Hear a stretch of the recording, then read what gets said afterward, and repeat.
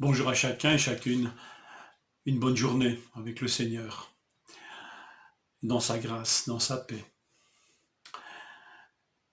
Psaume 19, verset 14 ou 15, la fin du psaume 19, reçoit favorablement les paroles de ma bouche et la méditation de mon cœur en ta présence, ô Éternel, mon rocher et mon Rédempteur.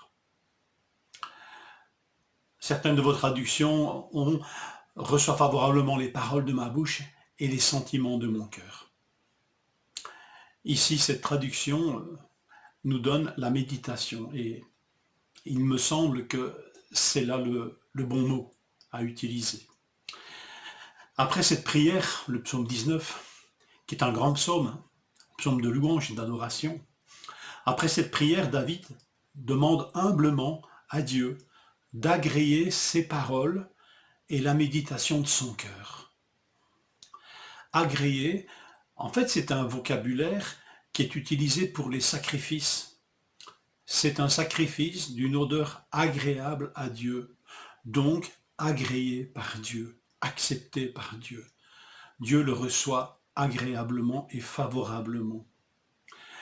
Agréé parce qu'offert selon les prescriptions de Dieu et dans l'attitude de cœur agréable à Dieu. Et c'est ce vocabulaire qu'ici David emploie pour ses propres paroles et pour la méditation de son cœur.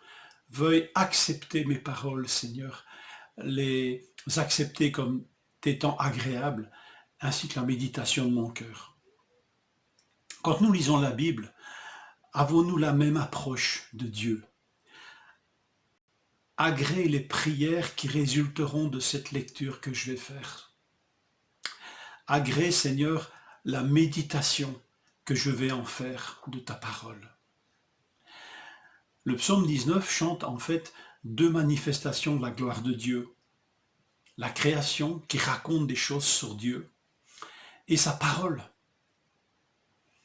Alors, si parfois les cieux nous inspirent facilement de l'admiration, en est-il pareil aussi de sa parole, que nous ne perdions pas cet émerveillement devant cette parole extraordinaire que Dieu nous communique.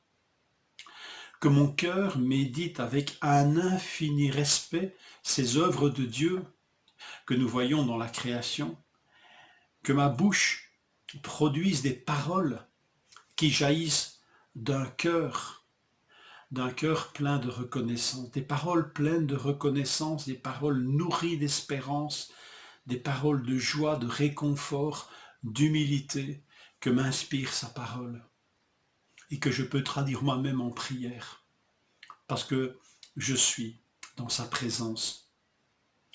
La parole de Dieu est alors plus précieuse que l'or et plus douce que le miel. La méditation du cœur rejaillit en paroles que je peux adresser à Dieu. Parole de louange, mais encore une fois, je le répète, parole d'espérance, de joie, de réconfort. Parole d'humilité. La méditation de ton cœur reçoit la méditation de mon cœur en ta présence. Une méditation de la parole de Dieu en sa présence. Pas dans la solitude de l'incrédulité, de la suffisance, du scepticisme. Parfois, quel sort réserve-t-on à la parole? Je ne dis pas que nous ne devons pas l'étudier, mais que de commentaires pleins de suspicion, d'incrédulité, de suffisance. Nous décortiquons cette parole comme si elle n'était qu'une parole d'homme, une parole vague, une parole comme tant d'autres paroles.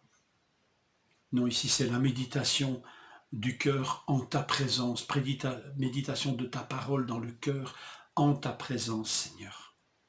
Alors accueillons cette parole pour ce qu'elle est.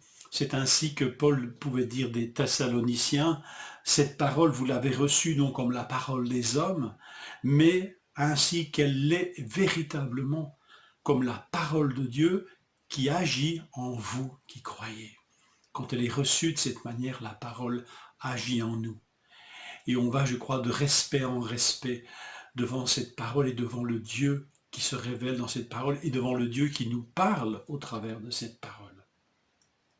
Alors que nos prières, paroles de nos bouches, que notre méditation de la parole de Dieu soit remplie de ce respect de sa présence. Que nous recevions cette parole, que nous la recevions et que nous la méditions avec ce respect dû à la présence de Dieu. Cette attitude est grandement agréable à Dieu. Il nous reçoit favorablement et il reçoit favorablement les paroles de notre bouche quand elle est touchée par sa parole.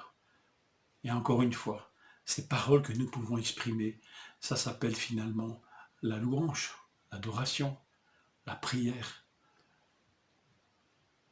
Et même parfois, ce murmure que nous pouvons nous adresser à nous-mêmes. Fortifie-toi mon âme, Dieu t'a parlé. Nous sommes reçus favorablement en sa présence, dans une telle attitude. Que le Seigneur nous encourage dans ce moment de méditation de sa parole et dans les prières que nous pouvons lui adresser. Bonne journée.